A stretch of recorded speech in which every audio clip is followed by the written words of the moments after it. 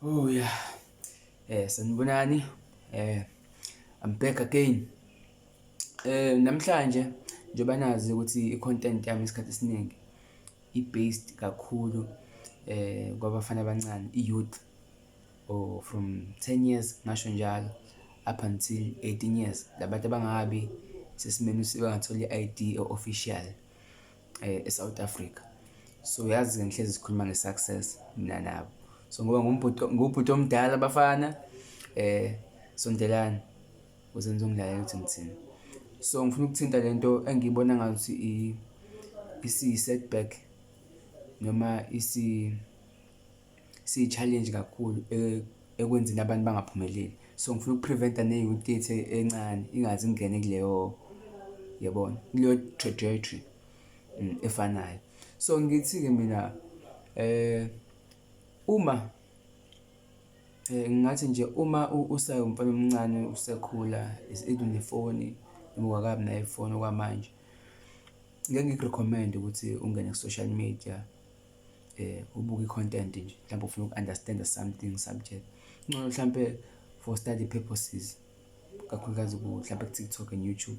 Kodwa uku-consume i-content akuyona into engiyirecommenda kakhulu uma usaphusha, yabo. Hhayi ukuthi in general i-content ngithi ngiyayibhena, kodwa for abafana abancane, yeah, ngingasho ukuthi no, kuba lento uba-addicted ngokuhamba kwesikhathi kuyona, yabo.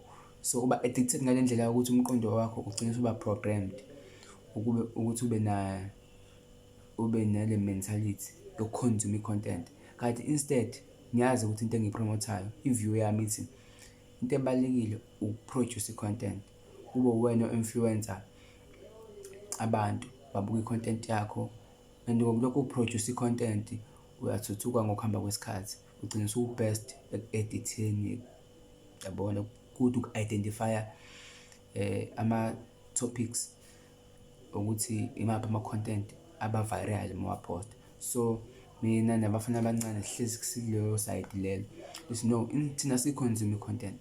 Ya, ungabuka phela lokhuya nalokhuya ngoba kuningi okuhle kwi-media futhi ungafunda khona, kodwa kubaluleke kakhulu ukuthi i-content kube wena oyi-producer yayo rather than, yabo, lento ifana nabantu abathanda ukubuka ama-series, yabo. Ama-series ngeke ngiku-promote uma usawumuntu ophandayo, usawumuntu ohlanganisayo, akuyona into engayi-encourage ukuthi ngoba manje uba hooked kuleya nto leya. Angifisi ngisho ukuthi umuntu aze ayiqale, kuba-ke ugcine usu-addicted ngale ndlela yokuthi akunqeni ukuthi endlini uhleli ubone bayastruggle-isha abantu, yabo, ngendlela lento isi-programme ngayo. Uyabona ukuthi endlini kuyastruggle-ishwa, akekho umuntu osebenzayo, abantu badinga imali, kodwa wena uthole ukuthi ubhizi nje, uhlele embhedeni ubhizi, buka nama-series ku-laptop noma mhlambe efonini yakho.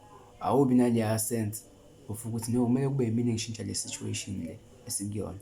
So uyabona ukuthi ukukhonzuma kakhulu i-content kunakho ukuprogram umqondo ukuthi ujwayele ukuba used to ekubukeni izinto, rather than angabe kube wena uproduce izinto ezinhle online. So ngoba i-video ayikho mayelana nokuthi yini okumele uyi-produce, bengizozama ukukunika ama-opportunities amaningi, ubone ukuthi kahle kahle ziningi kahle into ongazenza, yabo. Ngoba omunye uzoyibuza ukuthi hawu, mina nje angeke ngikwazi ukuvela njengake ngikhulume kanje futhi ngizothi, kodwa ngoba ngiyabona ukuthi usuke ngiyakabi aware ukuthi i-content is not about ukuvela wena kuphela. So ilabo bantu nje ngithanda ukuthi ngibavuse ngithi youth kubilona ikusasa le-nation. So uma ukuthi i-nation soyibuka esikhotheni sizoba nenkinga nathi. So thina sizama ukuthi sekukhona izinto esiyi-understand-ayo ey'ncane, hhayi ukuthi nathi saza kakhulu, yabona. Khona into esisibonayo ukuthi no, kuhle uma sihamba ngale direction. Khona futhi abazi kakhulu kunathi, yabo. So asiclaim ukuthi sazi yonke into, yabo. Enye into engi-discourage kakhulu kwi-youth yakithi, i-gambling.